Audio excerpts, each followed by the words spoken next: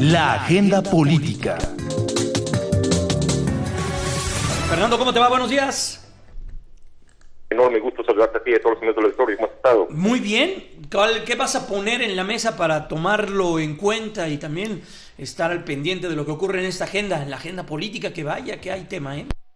Vaya, digo, sin duda está cargado. Sin embargo, nos encontramos justo a la mitad de este tema que ya nos lleva, no diríamos algunos días, sino inclusive, por supuesto, meses. Recordemos que incluso desde la propia campaña presidencial, el entonces candidato puntero Andrés Manuel López Obrador lo colocó como un tema vital o prioritario dentro de su agenda, que es la construcción o la continuación de la construcción del aeropuerto en la zona de Texcoco. La realidad es que nos encontramos ya a la mitad de lo que fue esta consulta, que al principio, incluso cuando se planteó la idea por parte del equipo del presidente electo, se veía complicado que pudiera llevarse a cabo, que pudiera desarrollarse de una manera adecuada, dado los tiempos que se estaban previendo para ella. No existía una ruta definida en torno a cómo se iba a llevar a cabo, y bueno, la realidad es que el tiempo finalmente llegó. Se está llevando a cabo como tal esta consulta y nos enfrentamos a una serie de situaciones que me parece, Jaime, vale la pena analizar. Primero porque como ejercicio, y lo comentábamos ya en alguna ocasión anterior, como ejercicio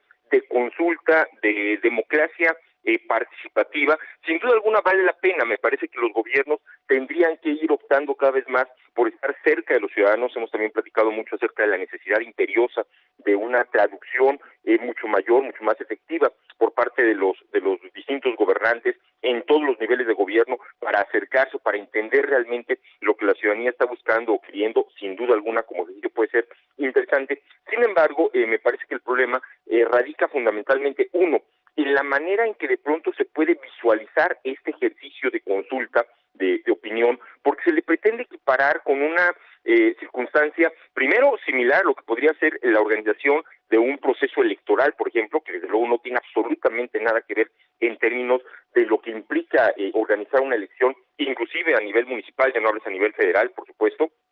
Y segundo, la vinculación misma que puede llegar a tener el resultado de esta consulta, que es básicamente la búsqueda de una opinión respecto de un tema particular muy específico, muy delicado y muy trascendente para la situación político-económica, sobre todo del país. En el primer aspecto, Jaime, es decir, la visualización que se tiene de parte de esta consulta y este señalamiento por parte de algunas personas, incluso ejercicios periodísticos, respecto a si se podía votar más de una ocasión, el tema del control que se puede llegar a tener eventualmente de las papeletas, que no boletas, para generar la propia opinión de los ciudadanos, el control mismo que se va a tener sobre, por supuesto, las opiniones que se están emitiendo, cómo se va a llevar a cabo el conteo, inclusive quiénes son los funcionarios o los responsables de estas mesas receptoras de opinión. La realidad es que, insisto, es muy distinto el visualizarlo o pretender asemejarlo a un proceso electoral en donde tanto trabajo nos ha costado el poder ir llevando a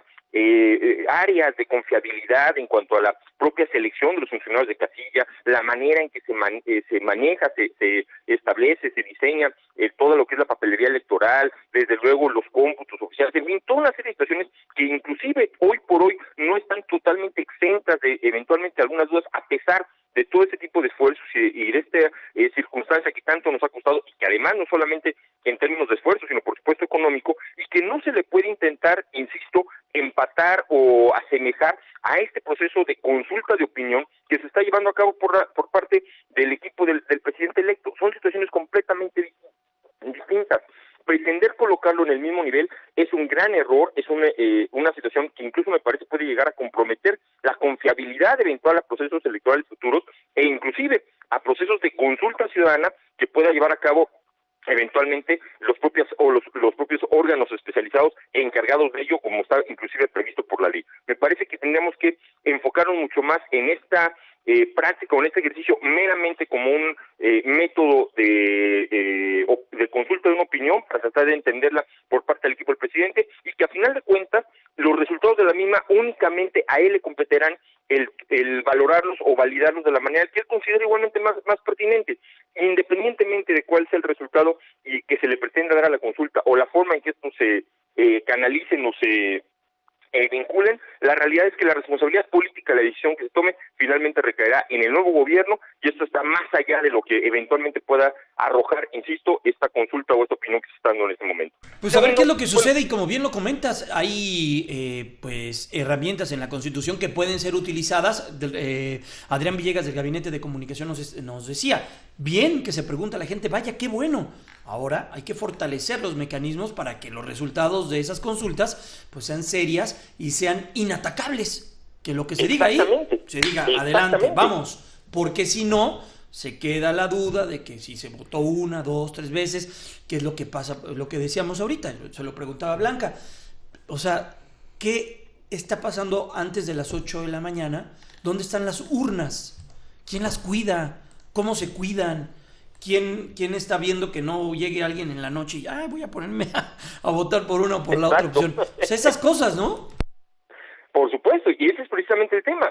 Si se le trata de aparejar o empatar o asemejar, o ya sea con un proceso electoral o con lo que es propiamente el procedimiento de consulta definido como tal por la ley y que se encargan los órganos oficiales de hacer esto, sin duda alguna se puede demeritar un proceso que tendría, como bien dices, que fortalecerse, que consolidarse y darle muchísima importancia. Y qué bueno, insisto, que finalmente las autoridades estén intentando o buscando ir generando esos espacios de participación ciudadana, pero tendríamos que fortalecerlos a partir de clarificar precisamente este tipo de puntos y no intentar empatarlos con consultas o incluso con procesos electorales que sí tienen una mecánica y una estructura y un armado mucho más sólido y mucho más confiable. Pues gracias, Fernando, estaremos en contacto contigo la próxima semana ya con decisión.